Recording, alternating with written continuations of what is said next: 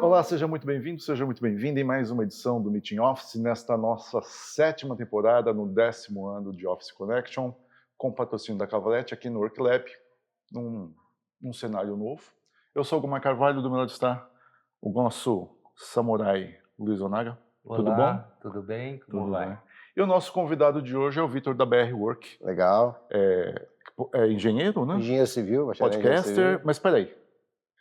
Eu queria que você se apresentasse para quem está nos assistindo e falasse um pouquinho da empresa. Claro, bom, primeiramente obrigado pelo convite, eu fico muito feliz mesmo de falar um pouquinho sobre a nossa área, que é uma área extremamente estratégica do ponto de vista de estrutura, Brasil, e cada vez mais a gente tem investido energia e cada vez mais tecnologias, né? Até mesmo as tecnologias de imobiliário que a gente tem visto aqui. Fico muito contente de estar aqui com vocês. Obrigado. Obrigado Muito você. obrigado. Obrigado, Vitor. Você aceita. Imagina, é uma honra mesmo e faço convite, depois vamos gravar um nosso lá. Posso pincelar aqui um pouquinho da história? Claro. Então vamos lá, assim, meu nome é Vitor Moraes, sou formado em engenharia civil, como todo engenheiro aí, apaixonado pelas soluções de engenharia, curioso por natureza, e fundei a BR Work há aproximadamente 13, 14 anos, geralmente quando me perguntam eu falo 15 anos para simplificar, mas como estamos documentando aqui, acho que é uns 13 anos mais ou menos, por volta de 2010, 2011, ano de CNPJ, finalzinho ali de faculdade, mas desses 15 anos para cá a gente transitou por áreas estratégicas que moldaram o nosso DNA, trouxeram tudo que nós somos hoje, é um pouquinho das experiências que nós caminhamos ali. Então nós transitamos por várias áreas, como a parte de controle tecnológico, nós tínhamos uma construtora, na verdade, era o mesmo CNPJ, mas nós trabalhamos com controle tecnológico que é semelhante ao que a Falcon Bauer faz, ou o IPT, né? Cito eles porque eles são referências na área e era inspiração para nós naquele momento. E nós fizemos um ótimo trabalho nessa área, mas ainda assim eu sentia que a gente queria mexer um pouquinho mais com a intervenção dos espaços. E aí a gente começou a entrar para a área residencial. Como todo engenheiro civil e empresário na área da construção civil, você vai inicialmente no que a barreira de entrada é um pouquinho menor, porque você não tem tanto portfólio e tudo mais, então nós começamos ali na parte residencial, foi uma experiência fantástica para nós, mas ainda assim naquele momento ali eu não me encontrava 100%, porque eu era muito lógico, e nem sempre as obras seguiam a mesma lógica. Estava explicando um pouquinho mais para o Luiz ali no café. E aí a gente começou a entender um pouco mais sobre o mercado corporativo, né? O mercado de escritórios, inicialmente escritórios e varejo. E esse mercado a gente se identificou muito, porque a gente era muito lógico do ponto de vista assim de proposta, apresentação, e esse era o caminho que o nosso cliente queria falar. Se eu estiver falando muito aqui, vocês me cortam. Não, tá? fica tranquilo. Eu só queria entender melhor, quer dizer, eu já ouvi isso algumas vezes, mas é mais para corroborar mesmo. Quando a gente fala em projeto para CPF, é muito diferente para CNPJ, né? Que o CPF acorda todo dia com um gosto diferente, né? Exatamente. Então, acho que o problema do residencial, assim, óbvio, o desafio deve ser gostoso, tudo, mas toda hora, não, mas aquela cor eu pensei melhor, vou mudar. Sempre isso, né? É isso. Na verdade, é exatamente isso, tá? Todo mundo procura uma casa porque quer morar, mas na conta não é simples assim. Não a distância entre um ponto e outro, nesse caso, não é uma reta, né? E aí, é aí que tá o desafio, que aí me travava do ponto de vista, assim, de replicar, ter time, porque eu, dentro de uma obra residencial ou dentro de alguns projetos, era resultado demais. Mas a partir do momento que eu não estava lá, aí eu não tinha tanto resultado. Porque as pessoas não tinham a mesma sensibilidade que eu para conversar. Eu sempre fui um bom comunicador. Não sei se eu sou chato ou se as pessoas me acham chata, mas eu sempre gostei de conversar com pessoas. Inclusive aqui eu estou muito contente porque o que eu gosto de fazer é isso, falar, conversar, se conectar, conhecer novas pessoas e acho que isso é um pouquinho da minha personalidade. No residencial, que era o nosso caminho ali, o que acontece? Eu não consigo falar termos técnicos. Naquele momento, talvez eu nem tinha tanto conhecimento quanto eu tenho hoje para entender toda essa estrutura de negócio. Mas hoje Mas naquela época eu já conseguia fazer essa lógica na minha cabeça. O que é? Por exemplo, como é que você está construindo uma casa para você, no condomínio mais bonito aqui no interior de São Paulo, ou que seja em outro estado, e como é que eu falo para você, ô Luiz, mas aqui o investimento seu versus o tempo que você vai ficar aqui não vai fechar a conta. Esse tipo de conversa não bate, entendeu? Ó, deixa eu falar um negócio pra você. Se você colocar uma pedra aqui, se você colocar uma pedra aqui que ela é similar, sei lá, uma vegetação imitando uma vegetação que seja falsa, né? Na verdade, como que eu posso dizer? Artificial. Não, coloca artificial, que você não vai ter dor de cabeça, e aí o que acontece? Vai ficar bonito igual. Eu falo assim, não, mas você não tá entendendo. Eu gosto da planta. Eu quero ter a planta. Isso faz parte, assim, do espaço que eu quero estar. Então, não tem essa comunicação entre preço, valor, LTV, que é o tempo que você vai ficar no lugar, ou o custo do lugar, custo de metro quadrado, apesar de, a gente estava até conversando ali, quanto mais você investe, você morar numa casa de 100 metros quadrados no ambiente X e 1.000 metros quadrados no ambiente Y, claramente isso pode e vai impactar nos seus resultados, no seu network, na sua qualidade de vida, que vai transbordar isso para os seus negócios. O ROI é outro, né? Mas aí você não consegue precificar isso, entendeu? Claramente eu vou falar assim, nossa, esse cara, ele é muito bem sucedido, eu vou ter outro olhar para ele. Como usar um relógio de marca, ou usar o cara tá sempre bem alinhado, ou usar uma roupa de qualidade. Você fala assim, poxa, esse cara tem uma preocupação a nível desses detalhes que provavelmente transborda para a parte profissional dele. Mas disso, para mim, conseguir falar para o cara custo de espaço versus o tempo de aplicação e tudo mais, cara, tem uma longa história. Não passa na cabeça Não passa. Essa conta não fecha. Não passa. Não fecha. E aí... Agora, já para uma empresa é diferente, né? Não, na empresa eu só já vou na paulada nessa. Na empresa, o que acontece? Por isso que o cliente ama nós. Porque por isso que a gente cresceu, por isso que a gente ganhou dinheiro. Porque enquanto estava todo mundo moscando, eu já ligava para o tomador de decisão e falava o quanto que você quer gastar, quanto que você quer economizar, quanto dinheiro tem que botar no seu bolso. Porque é o seguinte, se a gente tem um projeto, por exemplo, de 1 milhão, cara, eu penso no dinheiro do cara. E o que acontece? Eu tenho outros negócios, a gente tem uma road, a gente investe na área hospitalar, a gente investe na área de construção civil, a gente tem empresas do franchise, também investe um pouco no online. E aí eu entendo quanto que é o custo para você faturar, para você ter o retorno. E aí quando você faz a conta de trás para frente, aí que tá o game. Porque presta atenção, o cara vai gastar 1 milhão para montar o espaço dele, que pode ser um escritório, mas é um negócio como qualquer outro negócio. Tem que ter o payback. Se eu consigo viabilizar aquele espaço por 900 mil, ou que seja 850 mil, são 150 mil reais a mais no bolso dele, já no D0. Só que além de ser 150 mil reais a mais no bolso dele, a conta que eu faço na cabeça dele é que se ele tem um negócio que tem uma margem saudável de 10 a 15, 20%, que é um negócio normal no Brasil, é 1 milhão de faturamento. Então ele tem que faturar, supondo que seja 10%, tem que faturar 1 milhão para ter 100 mil reais de lucro para poder pagar aquilo ali. E aí o que acontece? Isso, aí você pegando esse resultado e colocando no payback dele, cara, é crescimento. E é isso que faz as empresas crescer. É caixa, resultado. É o custo do dinheiro, e se o cara tiver o dinheiro, a alocação certa do dinheiro. E aí quando a gente começa a falar isso, meu amigo, o cara para. O cara para e fala assim, não, deixa eu escutar que esse louco aqui tem alguma coisa aí. Me entrega aí. E aí a gente começa a fazer a lição de casa. Tem alguns exercícios, eu posso compartilhar depois de você entender um pouquinho os custos. Tá. Mas, e aí vocês entraram na área corporativa? Aí foi o caminho, né? Cabeça. Aí fui de cabeça. Começando com escritórios, varejo... Começando com pinturinha de qualquer sala. Foi o caminho. Porque acontece, aí quando a gente começou com a gente não tinha todo o nosso roteiro comercial, todo o nosso discurso, todo o traguejo que a gente tem hoje, mas assim, quando a gente vai pintar um escritório, a mesma coisa. Cara, quando que o pessoal vai tirar férias aqui? Vamos tirar férias aqui para pintar, porque acontece, você não perde a produtividade. Eu quero ser imperceptível dentro da sua operação. E aí a gente começou realmente entender que o cliente, nesse caso, ele estava disposto, se eu não atrapalhasse ele, pagar um pouquinho mais.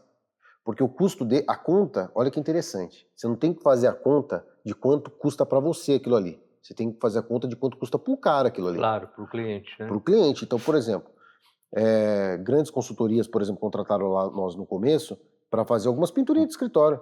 E eu percebi que a sensibilidade deles de dinheiro era pouca quando passavam o orçamento. Mas eu falei, pô, mas será que esses caras têm muito dinheiro? Ou aí que não? Aí que eu comecei a fechar a conta. Porque acontece? Para ele, se ele pagasse, que fosse o dobro, para mim trabalhar de madrugada e não atrapalhar a operação dele, tava barato demais. Porque o que acontece? Uma semana do time dele, que eram, sei lá, Fica parado, né? se seja 50 pessoas ou que seja 500 pessoas, meu amigo, a conta que ele fazia era essa. Então o que acontece? Parei de pensar no meu bolso. Comecei a pensar no bolso do cara. E aí comecei a fazer a conta. Aí comecei a explicar para ele. Só que o fato de você explicar isso para ele, ele começa a vir com uma linha de raciocínio, ele começa a perceber que você entende o que ele está querendo entender. E aí mudou. Como eu tava com uma pinturinha pequena, outra aqui e tudo mais, o cara que eu estava concorrendo naquele momento, esse cara estava quase boiando ali um pouco, né? Porque era uma coisa pequena. Então pouca gente tinha uma estrutura ou uma linha de raciocínio, um racional igual ao meu, naquele momento. Mas aí as coisas foram crescendo, né?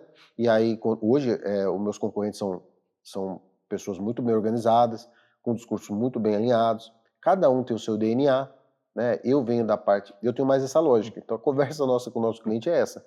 Eu sei que nem sempre é assim. E agora você falou a questão de quando o pessoal tira férias para fazer pintura. Nem sempre isso é possível, né? O que a gente pegava? Pegava no final do ano daí. Aí a gente pegava... Mas de repente o cara no meio do ano fala, putz, preciso... como é que é lidar com algumas questões que você não consegue ter controle pelas variáveis, entendeu? Sim. Então, não dá, vai ter que ser de madrugada, mas eu vou resolver de alguma forma. Como é que fica essa conversa? Como é que assim, como é que você vai buscar, como é que é esse processo de busca de solução para esse caso? Bom, vamos lá. Quando a gente pensa numa obra e uma execução, a gente tem que pensar em 3 cronogramas e também precisa pensar no espaço físico. Primeiro, espaço físico. Espaço físico, você precisa ter um pulmão da obra. Toda obra tem que ter um pulmão estratégico, que é o seguinte: caso a gente não consiga avançar, o que a gente consegue fechar para poder deixar aquele espaço ali para a gente terminar ou para aquele espaço ali para o cara trabalhar? Isso a gente chama de pulmão da obra. Isso é espaço físico. Do ponto de vista de execução, a gente trabalha sempre com 3 cronogramas. Cronograma cliente, e o cronograma cliente não pode ser o nosso cronograma. Esse é um erro muito gravíssimo e é o que acontece. É o que acontece em todas as obras, inclusive nós mesmos às vezes cometemos esse erro de nos desatentar ao cronograma meta e olhar para o cronograma cliente, porque a todo momento a gente está olhando os dois. Então é um exercício diário mesmo, mas vamos lá: cronograma meta, cronograma clientes e cronograma suprimento. Cronograma meta é o cronograma que já na etapa de proposta já tem que entregar para o cliente.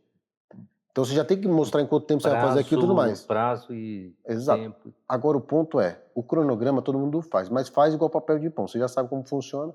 Então faz lá, preenche o negócio, pede para alguém preencher e mandar. Mas não pode ser feito assim. Porque o cronograma meta, ele tem que ser desenhado sobreposto no cronograma... Desculpa. O cronograma cliente, ele tem que ser sobreposto no cronograma meta. Certo? Então o cronograma meta, se o cronograma meta é 10 dias, o cronograma cliente é 12. Tem que ter 2 dias ali. Sim, tem que ter um espaço para consertar coisas. Exato, porque as pessoas elas acham que no último dia ela vai dar aquela última pintadinha aqui, como se fosse uma corrida de carros. O que acontece? Quando termina a última volta, terminou a última volta.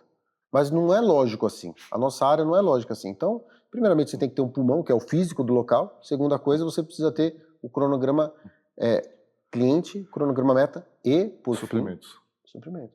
Muito importante. Os suprimentos ninguém faz, tá? E o suprimento ninguém faz. Porque você depende de terceiros, o suprato. Exato, mas os suprimentos, o que acontece? Cara, não precisa ter tanto zelo assim com os suprimentos.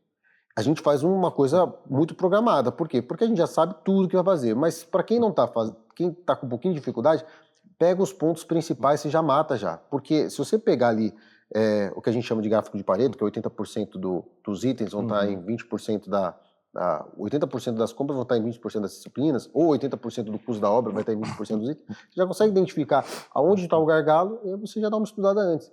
E isso é um exercício que as pessoas não fazem, e se fazem, não revisitam o exercício que fez no período da obra, e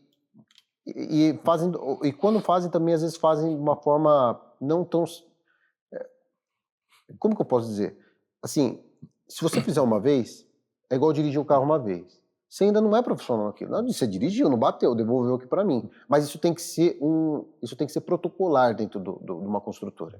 Isso não pode ser, vou fazer aqui. Não, enquanto isso não for absorvido como uma cultura, você sempre vai sofrer. Por quê? Porque você vai lá, o cara vai lá, passa assim por suprimentos dele, o cronograma de suprimentos, aí ele não acompanha, tudo mais, a hora que vê a pessoa está comprando o que estão pedindo de última hora. Tá. Então, assim, os principais gargalos estão aí nessa confusão de prazos, né? De cronograma, né? Ah, sim. Os gargalos e os erros, né? Ou tem mais possibilidade de erro numa obra? Ah, tem. A obra nunca dá dor de cabeça, pelo amor de Deus, é fácil. A obra tem bastante desafio, mas assim, o que é o erro na obra, tá? O erro na obra é o desalinhamento de expectativa. Então, por exemplo, se eu tenho um cronograma meta, um cronograma cliente, tenho um pulmão da obra, eu tenho uma variável ali que até já expliquei para o nosso cliente, olha, eu não sei exatamente como é que eu vou fazer a climatização, pode ser que o insuflamento, por exemplo, o que é complemento numa obra, e quando que esse complemento dói, o que seria um aditivo, né? Porque o aditivo ele pode ser para mais ou para menos, né? É um adendo, né, do escopo inicial. Então, o que é isso? É a falta de alinhamento, porque não foi explicado. Se não foi explicado, isso não estava na mesa. Se não estava na mesa, você não pode ficar pleiteando isso aí agora. Por quê? Porque você me quebra, pô. Porque lá atrás, se você tivesse falado isso, eu tinha colocado isso na mesa com todo mundo. Então, aí quebra um pouquinho o protocolo. O problema é a falta de alinhamento com expectativa. Então, alinhamento de expectativas, perdão. Então, tipo assim, quanto a gente vai investir? Quanto tempo a gente vai gastar? Quando os meus clientes ficam apertando muito, eu compartilho com eles o cronograma meta. Então vou fazer o seguinte, vou colocar meu cronograma meta aqui, eu deixo a gerenciadora acompanhar. Isso é uma coisa que às vezes o pessoal peca, obras maiores, não coloca gerenciadora, é muito importante ter gerenciadora. Porque é muita coisa que você tem que estar olhando, né? Eu acho que... A gerenciadora fica entre você e o cliente? Exato, fica entre nós. Tá. Não entre você e o arquiteto. Não. Entre você e o depende do cliente, porque às vezes depende... o que acontece? Depende do know-how de cada pessoa que está envolvida. Porque às vezes o arquiteto é um arquiteto muito maduro. E por ele ser maduro e ele ter essa proximidade, ele ter esse contrato com o cliente, às vezes ele começa a sumir. Então a gente acaba falando com o arquiteto mesmo. E vice-versa com outros cargos. O gerente de facilities, o gerente de compras, o gerente de engenharia, o diretor de expansão. E aí vai, entendeu? Um intermediário, né? Nem sempre o tio vai fazer o papel de tio, a mãe vai fazer o papel de mãe, o pai vai fazer o papel de pai. Às vezes, durante a vida nossa ali, o que acontece? Muda. A hora que você vê, a avó tá fazendo o papel da mãe, independente de qualquer coisa, essas pessoas elas vão sendo identificadas no meio do curso. Sim, elas existem. Só quando estiver em alto mar. Exato, só em alto mar, exatamente. Mas assim, a resposta mais clara seria sem toda essa analogia que eu fiz, seria entre nós e o cliente, né? Porque provavelmente foi o cliente que contratou. Tá. Mas você... Tua entrada nos projetos é mais via escritório de arquitetura, né? Não necessariamente. Não, mas quando não entra pelo escritório de arquitetura, acontece... Isso é um erro muito grande também. O pessoal nos contacta sem ter o projeto. Cara, não funciona assim. O pessoal, você quer dizer o cliente? O cliente. Direto. Direto. Preciso quebrar essa parede aqui. Aí você fala, você só vai derrubar o prédio, mas tudo bem, vai ficar bonito depois. Uma coisa mais desconstruída. Exatamente. Bom, a gente já pensa, esse aí tá com coragem. Então vamos embora. Não, mas o pessoal procura nós muitas vezes antes do escritório de arquitetura, às vezes até por fazer uma confusão do processo de turnkey mesmo, porque eles entendem que, apesar de nós sermos uma construtora, nós comunicamos que nós somos turnkey, e o turnkey, o que acontece? Ele é a soma da viabilidade ocupacional do local, mais a viabilidade de investimento no local. E o que é investimento no local? A gente tem duas moedas muito importantes. O dinheiro, que é a moeda mais importante, e o tempo. Então, o que a gente estuda? A gente estuda a viabilidade financeira do local e a viabilidade ocupacional do local. Isso é uma tecnologia extremamente normal quando a gente pensa em verticalização, construção de prédios e tudo mais. E aí o arquiteto, ele pensa na viabilidade ocupacional. A viabilidade ocupacional, quando o cara contacta nós, a gente passa para esse arquiteto. E aí esse arquiteto, ele direciona, e aí tem alguns formatos. Geralmente, no formato turnkey, a gente apresenta uma proposta de projeto, junto com uma proposta de orçamento e tempo de execução, acoplada. Uma vez que nós ganhamos aquele bid, aí a gente executa com o escritório de arquitetura, que é nosso parceiro estratégico nesse bid ali. E vocês têm arquitetos dentro da construtora? Eu tenho arquiteto dentro da construtora, mas esses projetos estratégicos a gente terceiriza para empresas de fora. E aí a gente tem uma sensibilidade muito grande com isso. Por exemplo, uma coisa é o cliente, às vezes o cliente grande, ele está querendo uma assinatura de um arquiteto, né? Ele está querendo uma assinatura de um arquiteto, ele está querendo um know-how estratégico, ele quer ter ele quer agregar esse valor dentro do projeto dele. Isso é uma coisa. Outra coisa é, às vezes, ele quer um projeto mais funcional, mais compacto, com budget um pouco menor, aí a gente indica um escritório de arquitetura menor. Mesma coisa, igual, proporcional, talvez até maior, o escritório de arquitetura indica nós. Tá. O fluxo, ele é a 4 mãos. Vai e volta. Vai e volta. Aí eles acabam indicando nós, né, com muita frequência. Eu gosto sempre de perguntar sobre conversas difíceis, né? Então, assim, qual é a sua conversa mais difícil? Pelo visto, com o financeiro não é fácil, porque você já entendeu bem a linguagem do financeiro, então é tranquila. E eu gosto de provocar, às vezes, o pessoal de arquitetura, falando que a conversa mais complicada é com facilities, né? Que vem com tudo que não é possível e tudo que é possível, então, às vezes, isso acaba criando certos embates. Para você, a conversa com facilities, como é que é? Olha, a gente tem uma facilidade, porque a conversa com facilities, ela é sempre difícil, porque eu entendo que a conversa com facilities, eu precisava entender um pouquinho mais a essência da pergunta, porque assim, com facilities depois da obra ou durante a obra? No caso do escritório, vai até antes da obra, né? Até na antes, execução do projeto, ou até mesmo na hora da obra, do tipo, nossa, isso aqui não era para ser assim porque não pode, entendeu? Então, Isso com você, eu não sei muito. se tem isso durante a obra. Tem. E depois da obra, porque assim, é ele que vai estar cuidando do negócio, né? Assim, o que a gente faz, eu estava até dando um spoiler um pouquinho ali fora, que a gente desenvolveu assim do pós-obra. Eu vou falar do pós-obra, durante a obra e antes da obra. Isso. O pós-obra é o seguinte, já há um bom tempo atrás a gente desenvolveu uma ideia, um conceito de criar o que a gente chama de um ciclo de manutenção preventiva, que é um PDCA normal do pós-obra. E a gente faz isso de uma forma bem inteligente, porque, na verdade, eu vou ser sincero para você, isso daí nós não desenvolvemos. Nós copiamos porque tem um cliente nosso, é uma empresa de ar-condicionado grande, é a Daikin e tal, eu acho que não tem problema falar. E japonês é um bicho interessante, velho. Inteligente. O que acontece? O que os caras falaram para nós? A gente tem que entregar a obra aqui, só que é o seguinte, eu quero 12 meses um técnico de manutenção aqui. Eu falei, mas por que um técnico de manutenção aqui? Eu falei assim, bom, se os caras estão falando, né? Os caras são metódicos. Tudo que você vai ver hoje, se você for ver Kanban, protoiotismo, se você for ver PDCA, análise SEM, análise SWOT, tudo isso é japonês. A maior parte dessas ferramentas aí, ela vem pós-Segunda Guerra Mundial e elas são as ferramentas japonesas de gestão. O americano, talvez alguma dessas que eu falei não seja, mas de qualquer forma... Mas teve um trabalho de professores americanos no Japão para desenvolver qualidade. Eles encontraram um campo fértil ali para desenvolver programas de qualidade e tudo mais. Porque eles são disciplinados. O japonês, ele tem uma disciplina maior. Eu não sei se o japonês brasileiro, tá? Não, o japonês brasileiro não tem. Mas o japonês da gema. Pelo menos aparentemente ele tem essa...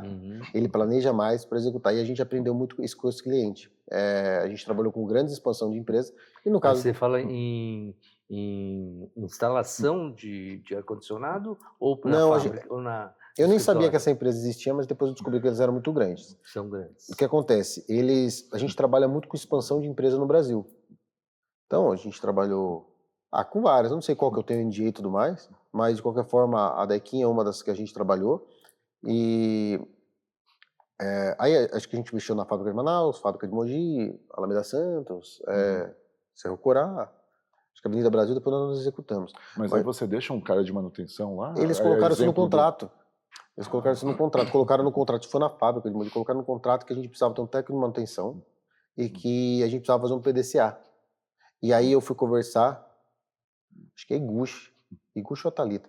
São duas pessoas lá e talvez até nem eles estavam 100% alinhados com isso, mas isso era um protocolo lá deles, e eles falaram assim, ó, não, isso daí é para o que acontece, pra gente não ter, pra gente fazer o melhoramento contínuo da obra depois da entrega.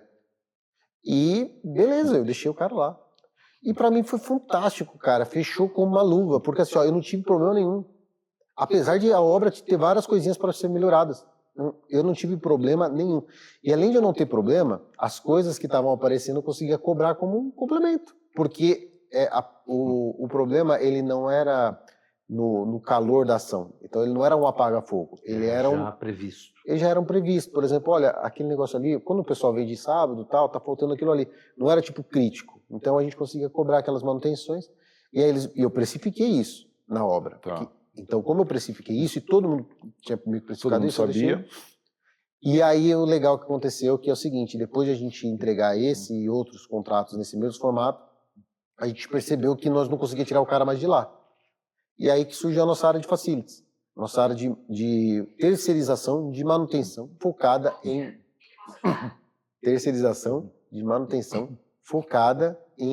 manutenção preventiva, preditiva e corretiva. Aí a gente começou a entrar muito nessa linha e resolver muito esse problema do pós-obra. Durante a obra é reunião, é brainstorm para entender o que vai fazer e tudo mais, é documentos, existem documentos estratégicos que resolvem, por exemplo, manual do condomínio já resolve muita coisa, manual da marca já resolve muita coisa, plano de identidade visual da marca já resolve muita coisa, arquitetos fazer um alinhamento ali de cultura da empresa para poder aplicar essa cultura dentro das texturas, mas já resolve muita coisa. Elétrica, né? Hidráulica, elétrica, assim, é onde a gente gasta mais energia ainda, né? Quer dizer, isso digamos assim, a manutenção prévia durante a obra. Isso na obra. Isso, na verdade, seria antes, né? Porque são antes e durante, né? Tá. Antes e durante, porque você tem que revisitar esses documentos, porque, vou dar um exemplo, nós estamos num prédio aqui que ele provavelmente tem uma classificação alta, AA, AAA e tudo mais. Esse prédio aqui, o que acontece? O ar-condicionado é central, provavelmente é um chiller, né? Deve ter fan call, fan collect distribuindo aqui. Você tem sistema de combate a incêndio que provavelmente tem certificação americana, alemã, não sei se é Bosch ou o que seja, e ele deve ser endereçável. O endereçável é que ele, quando apita o detector, ele não fala que está pegando fogo no prédio ou que está pegando fogo naquele andar, ele fala que está pegando fogo nessa sala, naquele canto, naquele lugar ali. E isso a gente olha nos manuais de boa prática e manuais de condomínio, por exemplo. Então, quando a gente vai executar a obra, a gente revisita esses documentos para poder evitar, aí no caso, o facility chegar para nós lá e falar, Vitor, mas eu não estou conseguindo acoplar aqui a FAT, que é o formulário de atendimento técnico lá do Corpo de Bombeiro. Então, quando você visita isso, e assim, o que acontece? Não é à toa que nós temos conselho de classe tão forte, que é o seguinte, né, que é o nosso CREA, no meu caso engenheiro, que o pessoal exige o acervo técnico de já ter executado grandes obras e tudo mais. Porque realmente a gente aprendeu na base da sarrafiada. Nós aprendemos assim, eu não sei o que os outros falam, mas nós aprendemos o seguinte, a gente estudava, planejava, tal, não sei o que, a hora que entrava para dentro, para executar outros 500. Então aí a gente executou um, executou outro e foi aprendendo com essas expansões, com esses clientes, com essas exigências, que por exemplo eu citei, a gente vai aprendendo. Então o lastro de uma empresa, ela define muito assim o grau de entendimento. Né? Tá. Você já vai matando possíveis problemas, né? Vai, porque os problemas eles são muito semelhantes. Agora, quando a gente fala de avanço de tecnologia, como é que é tentar mapear futuros possíveis problemas em relação, por exemplo, à parte elétrica, quando a gente fala de tecnologia? A gente estava conversando no café, você até falou, pô, a gente está aqui numa mesa, poderia ter uma tomada aqui nessa mesa. Ninguém pensou. Como é que ajudar o cliente a pensar nisso, a preparar uma obra capaz de ser flexível a ponto de fazer algumas mudanças sem muito custo, por exemplo? Bom, assim, enquanto a gente está no anteprojeto, no projeto e na execução, vai muito da sensibilidade, do know-how, da capacidade dos profissionais que estão envolvidos. Isso está totalmente atrelado ali. Porque o que acontece? É uma estratégia que vai ser pensada do ponto de vista do funcionamento. Só o nosso, por exemplo, videomaker, operador de câmeras e tudo mais, vai ter a sensibilidade de aonde que ele realmente precisava as luzes, aonde que ele precisava as câmeras e tudo mais. O arquiteto que desenha isso, ele já sabe isso, ele já sabe o histórico disso. Tá? Então, assim, isso são os profissionais. Você precisa contratar profissionais qualificados, que desenhem isso de forma profissional, que tenham essa experiência para poder executar da melhor forma possível. Mas o pós-obra, a gente faz por meio de manutenção e melhoramento contínuo. Tá. Olha que interessante. E tinha um cliente nosso, que era a Ricardo Eletro, né? E aí foi um dos primeiros clientes que a gente teve uma rede de varejo, né? Hoje eu não sei como que tá, mas de qualquer forma, naquela época, a gente começou a fazer as lajes deles, os ambientes deles, e entramos com a equipe de manutenção. E aí a gente começou a aplicar uns softwarezinhos, né, que são tecnologias, indo um pouquinho na linha que você estava perguntando, de manutenção. E o plano de manutenção que a gente fazia? A gente identificava aonde estava solicitando as manutenções. Me lembro de um caso bem interessante que eles tinham 4 andares ali aqui na Berrini, né? E aí o que acontece? Queimava tantas lâmpadas, que a gente ia colocando no softwarezinho de manutenção. Queimava tantas lâmpadas por mês lá. Mas no software de manutenção, olha que interessante, a gente conseguiu perceber, porque colocava onde estava trocando, que trocava 100 lâmpadas, só para ficar redondo aqui a gente fazer uma conta de cabeça. Trocava 100 lâmpadas. Só que, na hora que o cara ia imputando lá, 80 lâmpadas estavam no primeiro andar. 5 lâmpadas no segundo, 5 no terceiro, e aí vai. O que sobrou ficou no último lá, 10. Cara, tá errado, tem um problema de circuito ali. Entendeu? Tem um desbalanceamento de rede, tá tendo um curto elétrico. Só que ninguém ia identificar isso se não tivesse histórico. Tá. Então, esse é quando a gente começou a fazer a manutenção, outra coisa também, entupimento de vaso, tudo mais, essas coisas. E é chamado, o pessoal fala assim, solicitado estava fazendo. Só que tinha 20 chamados no ano. Só que 18 era naquele banheiro. Cara, aquele banheiro tá com problema. Ou são as pessoas daquele andar que estão fazendo coisa errada? Tá comendo muita feijoada. Tá comendo muita feijoada no final de semana, precisa reduzir um pouquinho. Mas... Ou tá usando muito papel, tá usando muito projeto para finalizar a obra. E você mapeia todo o edifício das instalações aí a e gente consegue detectar. Isso porque a gente tinha que criar um plano de manutenção, né? O plano de manutenção você tem que deixar uma vacância alta. Porque o que acontece? Você tem a manutenção preventiva, preditiva e a corretiva. E a corretiva, você pode gerar ordens de serviços especiais para executar aquilo. Mas a preventiva e a corretiva, você não pode... A preventiva e a preditiva, você não pode deixar tão apertado assim. Porque aí vai tendo esses chamadinhos e tudo mais. E aí, como você vai fazer esse tipo de plano de manutenção, você tem que identificar todos os espaços, para poder saber onde que você está gastando as coisas, para você fazer uma coisa profissional. Porque numa estrutura maior, o que acontece? Com frequência, no período de um ano, o cara gasta de manutenção de material 20 mil, 30 mil, 100 mil, manutenção pequena, tô falando tipo, trocar uma lâmpadazinha aqui, um negocinho ali, tô falando só de insumozinho. Chega no final do ano, o cara fala, pô, construíram uma casa aqui dentro. Aonde que construiu essa casa aqui que eu não entendi? Eu não vi. E é coisinha pequena, é cola e tal. Então é legal você criar o lastro. Por quê? Porque o gestor de facilities, ele gosta de mostrar isso. É o trabalho dele. Entendeu? Pode parecer menos importante para um ou menos sensível para outro. Mas é um trabalho de extrema relevância. Como, por exemplo, você dá atenção para o projeto do arquiteto. Não, eu estou desenhando isso daqui, olha, isso aqui vai passar esse valor, tem a ver com a marca.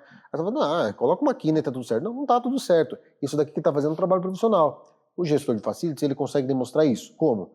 Colocando um brise, colocando uma comunicação visual? Não, nem necessariamente, mas mostrando um belo relatório de que, olha, nós tínhamos tantas manutenções aqui, nós reduzimos para tanto, e agora nós temos tanto passivo. É aquela história do clipe, né? Todo mundo quebra um clipe durante o dia no escritório, quando você vai ver no ano, ele dá um monte de clipe quebrado, quantas caixas. E como é que é fazer isso num ambiente hospitalar? É muito mais técnico, né? O problema do hospitalar... Porque vocês têm uma expertise industrial e hospitalar, né? Industrial, hospitalar é o nosso mais forte hoje, né?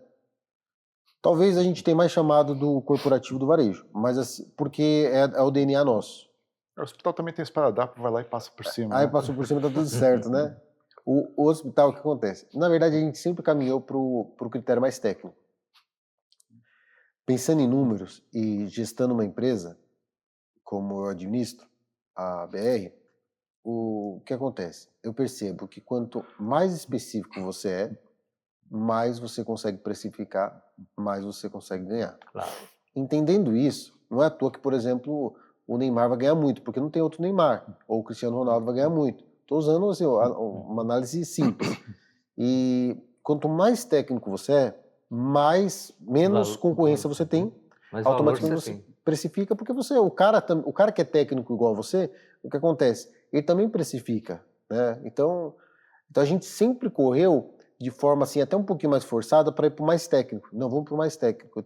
Eu percebia que a indústria e o hospitalar era muito mais técnico para entrar. Apesar de eu achar que o mais difícil de trabalhar a hotelaria, viu? Porque a hotelaria, o que acontece? Não a nível de documentação e de exigência técnica, mas de noite o cara quer dormir, de dia o cara quer aproveitar o hotel. Sim, você não tem horário. Que hora que você trabalha? 24 horas por dia.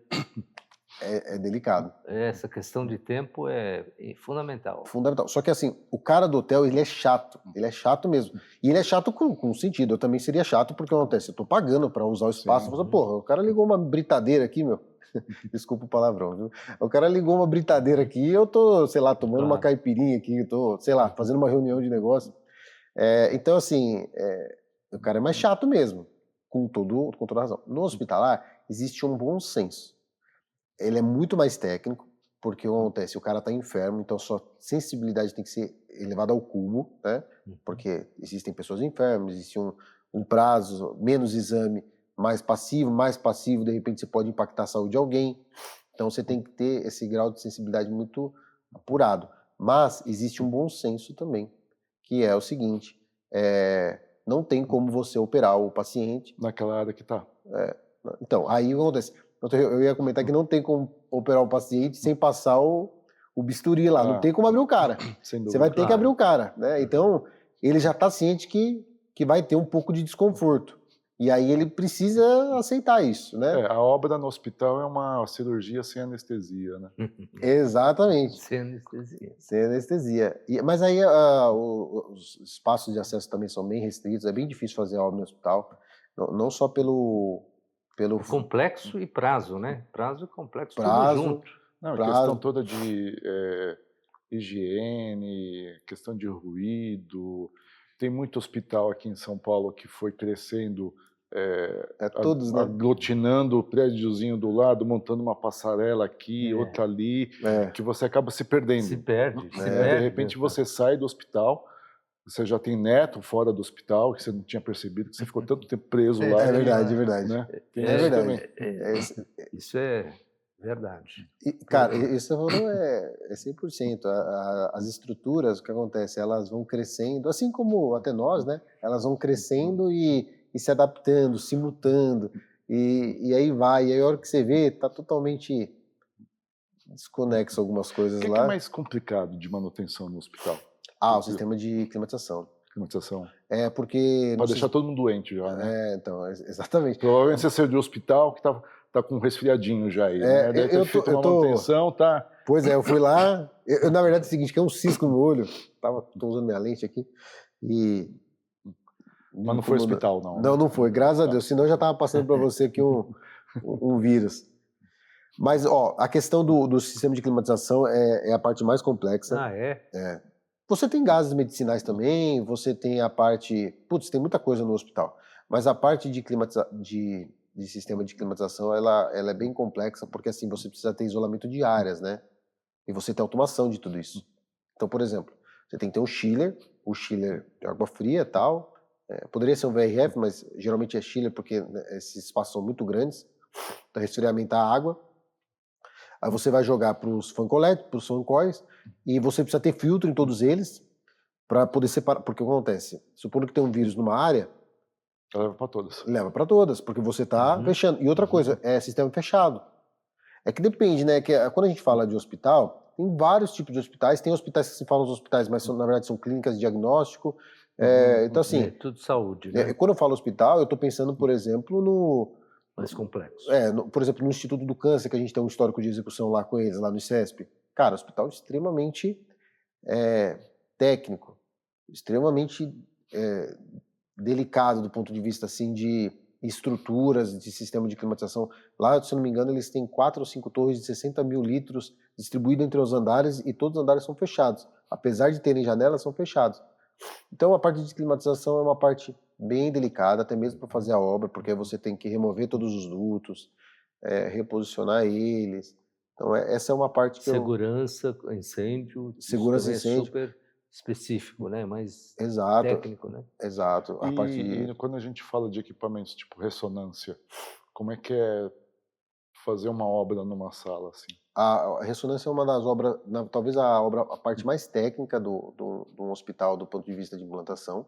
Ela acaba sendo mais simples do que uma grande intervenção de uma obra, mas por se tratar de um espaço de 60, 70 metros quadrados, o grau de complexidade para se executar aquilo é muito técnico. A gente executa muito, a gente executa 20, 30 ressonâncias, tomógrafos, a parte de angiógrafos e hemodinâmica também. A gente executa por ano aí com alguns parceiros estratégicos que nós temos. E isso é uma obra muito técnica porque existem algumas disciplinas de fornecedores específicos que a gente precisa respeitar os prazos, os projetos, as conexões, que são blindagem, a parte de... No sistema de climatização de uma ressonância magnética, não se aplica para tomógrafo e para angiógrafo, que são dois equipamentos de imagem também grandes. Você tem um sistema de ar-condicionado que ele faz duas coisas.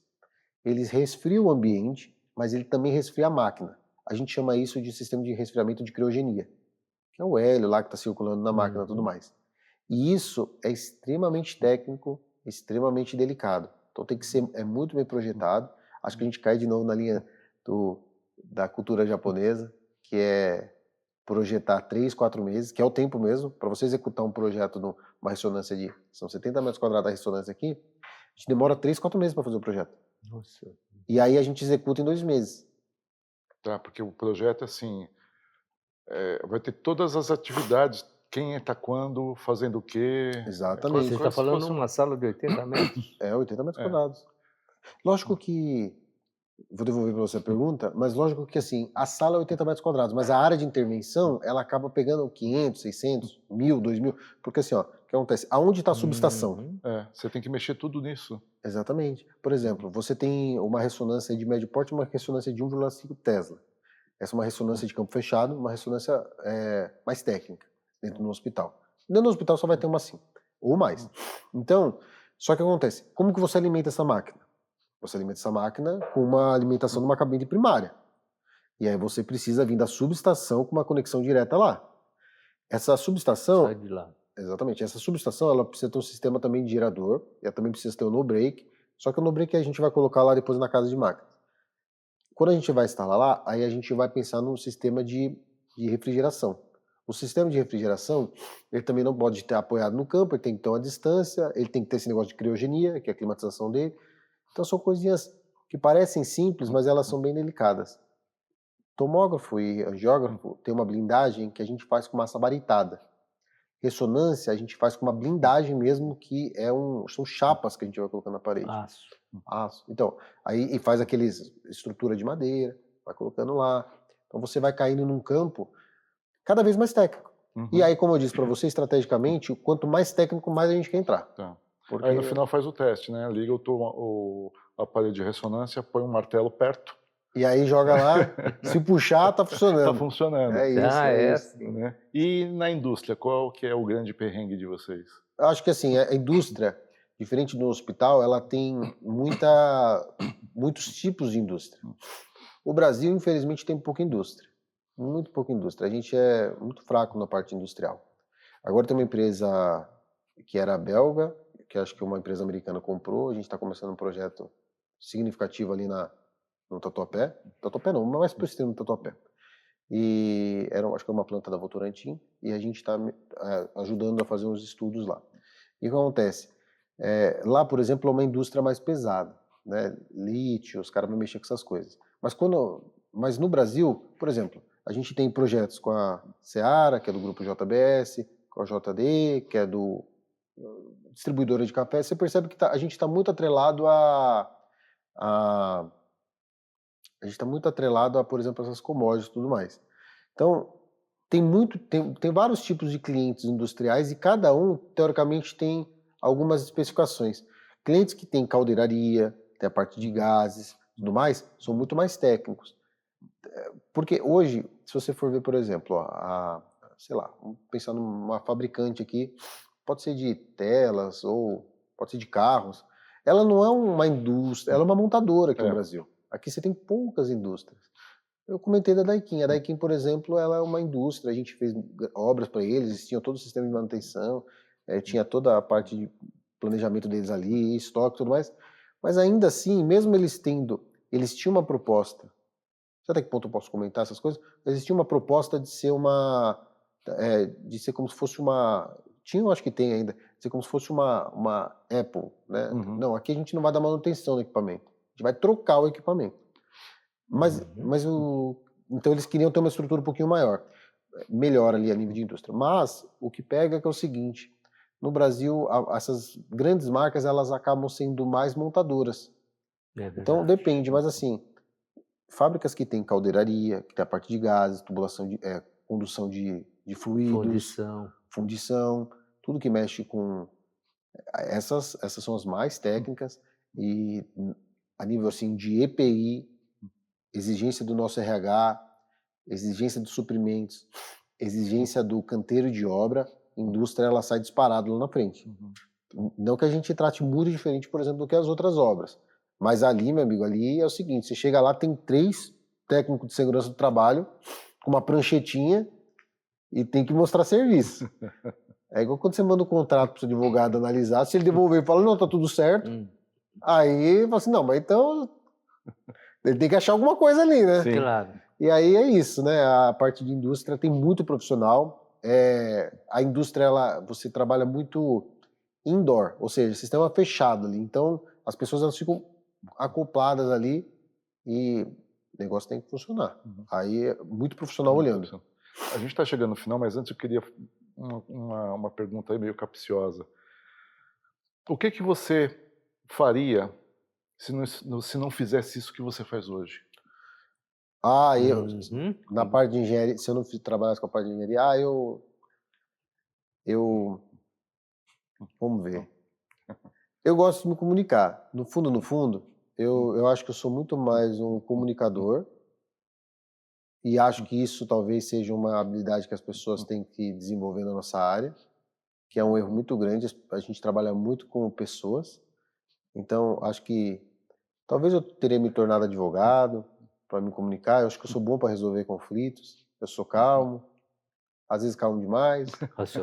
Racional, levo sempre uma linha de raciocínio lógica, sempre tento ponderar. Eu acho que também isso é uma parte do sucesso da empresa. Não sou só eu assim, né?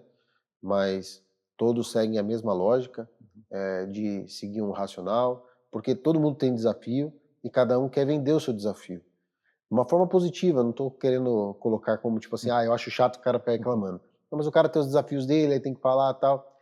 E queria eu que fosse tão simples assim como me manda um preço aí que eu vou colocar aqui no meu custo, eu vou entender e vou entregar lá.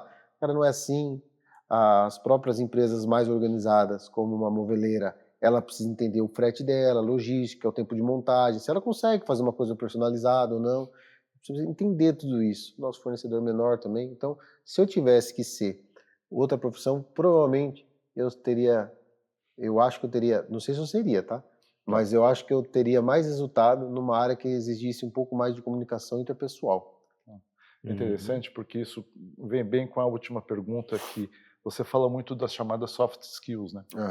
E a gente está num período de tecnologia, de IA, então sempre fica aquela coisa, né? O que vai sobrar de humano com o uso de tecnologia? Então eu queria que você falasse o que você vê da tua área daqui para frente, nesse casamento do humano com uma tecnologia cada vez mais presente, por exemplo, IA, que você pode ou já deve estar usando isso de forma pesada no teu dia a dia. Uso demais, acho que o pessoal às vezes até... Eu uso demais, o pessoal tem que usar muito. Isso, na verdade, pessoal, assusta um pouco, mas super simples, só vai potencializar a entrega de cada um de nós, vai gerar muito mais emprego, o pessoal se assusta com isso, mas a IA, ela não é diferente de um carro. Aí você fala, pô, não tem nada a ver a IA com o carro. Cara, como é que você respondia ou analisava alguma coisa em 10 segundos? Cara, você não conseguia, mas agora você consegue com a IA. Agora um carro, ou seja, a IA, ela te conduz para uma resposta ou para um raciocínio mais rápido.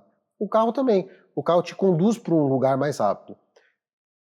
Cara, todas as ferramentas, elas estão aí para tornar nós super-humanos, certo? Então, esse é meu racional. Qualquer ferramenta que está aqui para potencializar a capacidade do ser humano de fazer uma entrega, só vai evoluir. Como é que você conseguir estruturar melhor um projeto, avaliar se existe algum ponto de falha, você ia precisar de muito mais pessoas. Entendo meu ponto de vista, tá? Tem muita coisa para ser feita e não tem gente para fazer, e quando tem gente para fazer, ficaria muito caro para fazer. Isso só torna nós, só vai trazer mais, como que eu posso dizer?